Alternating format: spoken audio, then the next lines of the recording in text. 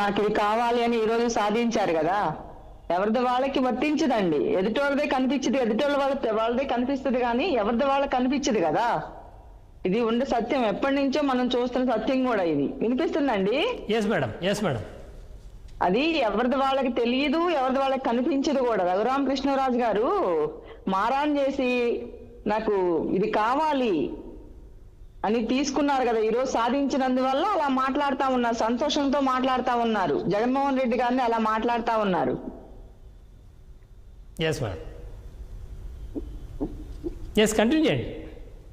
అదే ఇప్పుడు తను మాట్లాడారు కదా, ఇప్పుడు టీడీపీ పేరేంటండి, సప్తగిరి ప్రసాద్ గారు.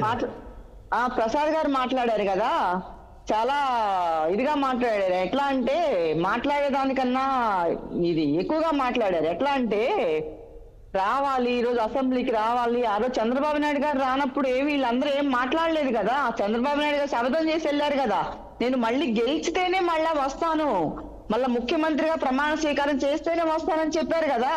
ఆ రోజు వీళ్ళందరూ ఏమైపోయారండి, ఎక్కడున్నారండి, ఎక్కడ దాక్కున్నారండి? ఇవాళ అందరూ ప్రతీకారాలు తీసి మాట్లాడుతా ఉన్నారు, తొడలు కొట్టి మాట్లాడుతా ఉన్నారు. ఇప్పుడు అందరు కూడా, ఇప్పుడు ఈయన కూడా అట్టనే మాట్లాడుతా ఉన్నారు కదా, జగన్మోహన్ రెడ్డి గారిని నువ్వు రావయ్యా, వచ్చి అసెంబ్లీకి రావయ్యా అని. ఇప్పుడు ఎవరూ లేరు, మాకు ప్రతిపక్షం కావాలి అని అడుగుతున్నాం మేము. తప్పు కాదు మేము అడిగేది, ఏమన్నా అడగకూడదని అడగట్లేదు కదా.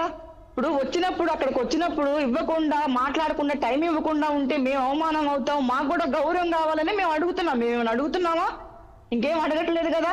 ఇప్పుడు వాళ్ళు మాట్లాడిన మాటలు ఎలా ఉన్నాయండి, ఎంత హేళనగా మాట్లాడుతూ ఉన్నారు. ఇప్పుడు ఎట్ట గెలిచారనేది మీరు ఒకసారి ఆలోచించుకోండి. దొడ్డిదారిని వచ్చారు, పథకాలు చేయండి, పథకాలు చేసి చంద్రబాబు నాయుడు గారు అడగండి. మీరు అయ్యా చంద్రబాబు నాయుడు గారు పథకాలు చేయండి అయ్యా, మనల్ని అడుగుతా ఉన్నారు, రోడ్ల మీద పోతే మమ్మల్ని అడుగుతా ఉన్నారు, మేము ఏ మొహం పెట్టుకుని రోడ్డు మీదకి వెళ్ళాలి, పథకాలు చేయమని అడగండి అయ్యా.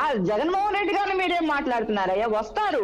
వస్తారు మీరు ఇవ్వాలి, వస్తారు. మీరు చంద్రబాబు నాయుడు కూడా చెప్పాలి, ఏమనంటే ఇవ్వాలి, ఇంక వాళ్ళ దాకా మన ప్రతిపక్షం ఎవరు లేరు, ఇవ్వాలని మీరు చెప్పాలి. సూపర్ 6 అని పెట్టారు, ఒక పథకం కూడా వీళ్ళు చేయలేదు. చేయకుండా వీళ్ళు మేము వీరులు సూర్యులు అని మాట్లాడితే ఎవరి గొప్పలు వాళ్ళు చెప్పుకోవడం కాదండి, ప్రజలు చెప్పాలి. ఇప్పుడు ప్రజలందరూ కూడా ఎంత ఒక్క పథకం కూడా, జగన్మోహన్ రెడ్డి గారు 30 పథకాలు చేస్తే ఒక్క పథకం కూడా మీరు అది స్టార్ట్ చేయలేదు. అందరూ ఈ రోజున బాధపడతా ఉన్నారు, మాకు పథకాలు అన్ని పోయినాయి. ఈ రోజు జగన్మోహన్ రెడ్డి గారు ఉంటే మాకు పథకాలన్నీ అందేయి, సీఎం గా ఉంటే అని అందరూ కూడా బాధపడతా ఉన్నారు. మీరు రోడ్ల మీదకి వెళ్ళటం లేదు కాబట్టి మీరు ఈ అసెంబ్లీలకి ఇక చంద్రబాబు నాయుడు కలవటానికి మీ పనులు మీరులో ఉన్నారు కానీ ప్రజలు పట్టించుకునే ఒక ఆలోచన విధానం మీరు లేరు. అందుకని మీకు తెలియక బయట అనేది ఏం జరుగుతుందని, మీరు ఎలా గెలిచారు అనేది కూడా మీరు ఆలోచించుకోండి. అట్లా అలా మాట్లాడకూడదండి. కమల గారు ఇక్కడ ఆలోచనగా మీరు మాట్లాడాలి. ఇప్పుడు ఈ రోజు మీ ప్రభుత్వం ఉంది, మేము ఎన్ని తొడలు కొట్టి సరిపోదు. ఏం పథకాలు చేశాం మేము, ఆయన ఏం చేశాడు? 30 పథకాలు చేశాడు ఆయన. మీరేం చేశారు? సూపర్ 6 అని పెట్టారు, ఒకటన్నా నెరవేర్చారా? అది ఆలోచన చేయండి. రోడ్డు మీదకి వెళ్ళండి, రోడ్డు మీదకి వెళ్ళి ప్రజలకు, మొన్న అక్కడ విజయవాడలో ఎంతమందికి అన్ని పథకాలు, పచ్చబిళ్ళ కట్టుకున్న వాళ్ళకే పథకాలని, ప్రతి సిలిండర్ కానీ ఎక్కడన్నా ఇచ్చినట్టుందా? ఎక్కడన్నా వెళ్ళి కనుక్కోండి. మీరు ఏ గ్యాస్ దానికన్నా వెళ్ళి కనుక్కోండి. పెదాలు వినడం కాదండి, మీరు వినండి, బాగా వినండి. పెదాలు విచ్చినట్టు మాత్రం మీరు గొప్ప వాళ్ళు అయిపోరు. అది కాదండి, ఎదుటి వాళ్ళు తక్కువ వాళ్ళు అనుకుంటున్నారు. మీరు ఎదుటి వాళ్ళు మాట్లాడరు, వీళ్ళకి మాటలు రావు, వీళ్ళ చేత కాదు అనుకుంటున్నారు. పెదాలు విరవటం గొప్పతనం కాదు. ఆలోచన విధానం ఎలా ఉంది? మీ ఆలోచన విధానం ఏం పథకాలు చేశారు? ఒక 6 పథకాలు సూపర్ 6 పెట్టారు, 6లో ఒక్కటన్నా మీరు నెరవేర్చారా? పచ్చబిళ్ళ కట్టుకుని వచ్చిన రోజుకి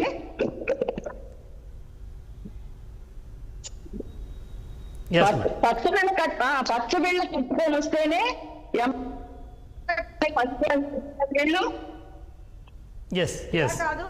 అందరికి, ప్రజలందరికీ కూడా మేము మనస్ఫూర్తిగా మీరు ఓటేసి గెలిపించారు అనుకుంటే అందరికీ పథకాలు చేయాలి, అందరికీ ఇవ్వాలి. చాలా మంది బాధపడతా ఉన్నారు, పథకాలు మాకు అందట్లేదమ్మా అని. పెన్షన్లు కానీ కూడా ఏదైనా ఒక పథకం కూడా ఓట్లేసి గెలిపించారు మమ్మల్ని అనుకుంటే అందరికీ చేయాలి. ఎంతమందికి 1/2 కోటి మందికి ఎగ్గొట్టారు మొన్న అన్నిటి. అవి కూడా పెన్షన్లు కూడా తీసేసి చాలా మంది పెన్షన్ తీసేశారు. ఈరోజు రఘురామకృష్ణరాజు చిన్నపిల్లలాగా చిందులేసి ఇలా అది తీసుకున్నారు డిప్యూటీ స్పీకర్. ఇప్పుడు అది ఇచ్చారు కదా, అది కూడా ఆయన చిందులేసి చిన్నపిల్లలాగా చిందులేసి తీసుకున్నారు. చంద్రబాబు నాయుడు గారిని ఎంత ప్రాధాయపడేది, కావాలి నాకు కావాలి కావాలి కావాలి అని. అట్లా మేము దానికోసం అడగట్లేదు. మాకు ప్రతిపక్ష హోదా ఉంటే మేము వస్తే, అసెంబ్లీకి వస్తే మాకు ఒక గౌరవం ఉంటది, మాట్లాడడానికి ఇది ఉంటుంది మేము అడుగుతున్నాము. అంత తప్పక మేము ఇంకేమి కోరట్లేదు. కానీ కమల గారు ఇవాళ ప్రతిపక్ష హోదా కావాలని చెప్పారంటే ఇవాళ మీటింగ్ ఇవాళ అసెంబ్లీలో చాలా స్పష్టంగా ఒక మాట చెప్పారు, 10% రావాలి, 10% సీట్లు రాలేదు. ఈ నేపథ్యంలో గతంలో కూడా ఒక సందర్భంలో చంద్రబాబు నాయుడు గారిని ఉద్దేశించి మాట్లాడుతున్నప్పుడు జగన్మోహన్ రెడ్డి గారు చాలా స్పష్టంగా ఒక మాట చెప్పారు, ఇంకో 4-5 తీసి అవతల పడేస్తే ఆయనకు ప్రతిపక్ష హోదా కూడా పోతుంది అని చెప్పారు. అంటే ఆ లెక్క ప్రకారమే చెప్పారు. అప్పుడు 23 సీట్లతో టీడీపీ ఉంది, ఈ నేపథ్యంలోనే చెప్పారు.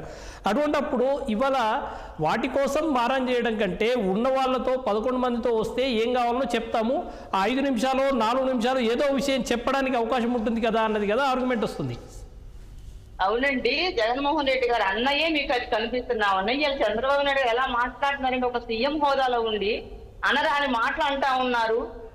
అసలు ఎన్ని మాటలు అంటున్నారు, అసలు రాక్షసుడు అంటున్నారు, దుర్మార్గుడు అంటున్నాడు. అసలు ఆయన వయసు ఏంటి, ఆయన ఒక ముఖ్యమంత్రి హోదాలో ఉన్నారు, ఆయన ఎలా బిహేవ్ చేయాలి, ఆయన చూసి మన రాష్ట్రంలో 5 కోట్ల మంది కూడా ఒక ఆలోచన చేసే విధంగా ఉండాలి. చంద్రబాబు నాయుడు గారి మాటలు కానీ ఆయన ఆలోచన విధానం కానీ ఎలా ఉన్నాయో మీరు కూడా మనందరం కూడా చూస్తా ఉన్నాము.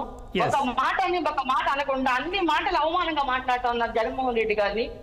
ఎన్నో సీఎం గా ఉన్నప్పుడే ఎంతో అవమానంగా మాట్లాడారు, ఈ రోజు కూడా అవమానంగా మాట్లాడుతున్నారు. మీరు ముఖ్యమంత్రి అయి ఉన్నారండి, మీరు ఎంతో గౌరవించి ఎదుటోళ్ళు గౌరవం పుచ్చుకోవాలండి చంద్రబాబు నాయుడు గారని మీ ద్వారా నేను చెప్తున్నా చంద్రబాబు నాయుడు గారికి. Yes, okay.